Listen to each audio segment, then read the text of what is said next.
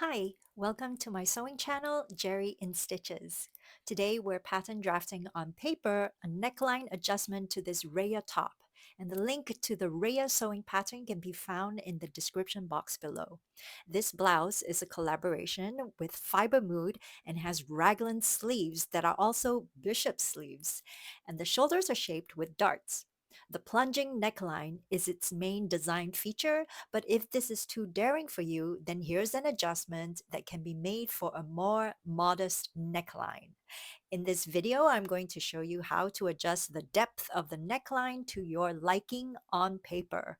The original neckline has three sets of ties that serve as part of the design, and when the depth of the neckline is shortened, you can decide to reduce the sets of ties to two or to one. Because of the print of the fabric, the lower set of ties can't really be seen on this version of the Reya top.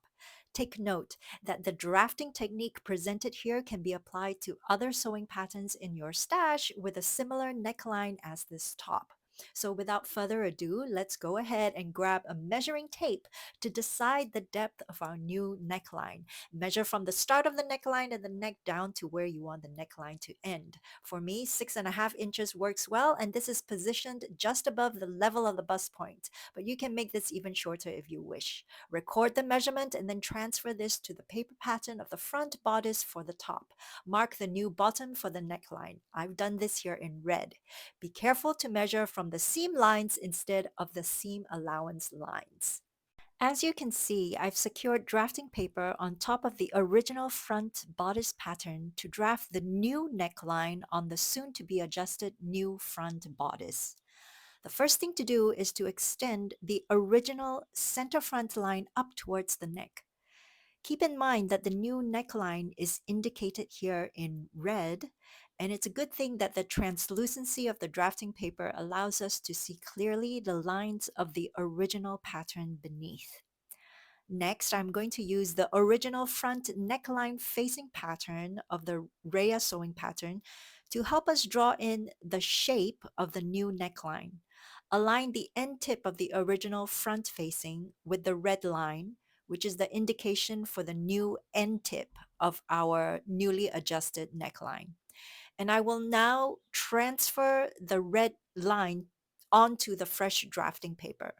Then align the rest of the slight curve of the neckline facing with the bodice neckline. Notice that the center front line of the facing will move away from the center line of the bodice when you do so, but that's okay for now. Trace this slight curve with carbon or chalk paper. Now I am drawing a bolder red line so that you can see more clearly the adjusted neckline for the front bodice.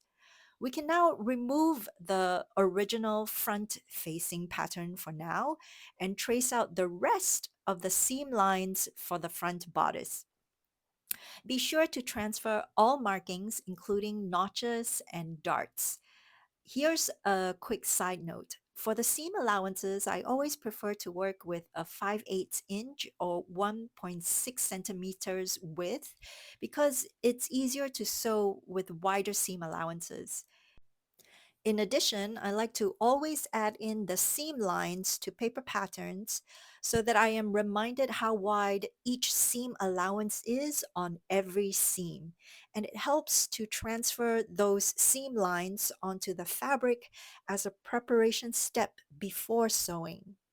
So there's one last thing to do before we finish off this front bodice pattern, and that is to add a notch on the new neckline to help with matching the front bodice to the neckline facing when sewing.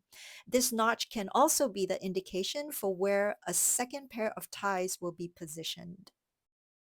With the front bodice adjusted, we can now go on to the final pattern piece to adjust, which is the front neckline facing pattern. And I'm doing this with the help of the original front neckline facing. And first, we will align this with the original front bodice pattern, which is still secured below. The best way to do this is to first match up the top corner of the neckline and also at the center front line. Now you will notice that the center line of the original neckline facing no longer aligns with the adjusted front bodice, and that is completely okay. Be careful not to be confused when layering one pattern on top of the other. After taping that down, then we can layer another blank piece of tracing paper on top, making sure there's enough paper that extends to the top portion of the neckline facing. The first lines to trace would be the new neckline and the extension of the center line up towards the neck. Keeping in mind that the lines of the new neckline are marked in red so that we are not confused when tracing. For the neckline facing, be sure to trace out the lines that go beyond the front bodice as the neckline of the facing continues towards the shoulder line of the blouse. And I keep following these lines as they connect to the outer borders of the facing until about halfway down the length of the facing. Remember to transfer the notch at the neckline. Then we can remove the original neckline facing from below and then match up the lower portion of the curved lines together. Then trace out the bottom curve of the outer edge of the neckline facing. Use a French curve to finally connect the top half to the bottom half with a smooth curve. And we're done with the pattern drafting of these two pattern pieces. Make sure that the adjusted front bodice pattern is properly labeled and remember to add the fold line to the center front line and do the same for the front neckline facing pattern. With these simple changes to the paper pattern, we can now sew up a version of the Reya top for a more modest neckline. And the principles of this neckline adjustment can be used in other sewing patterns as well. Don't forget to give this content a thumbs up and subscribe to my channel. Happy sewing!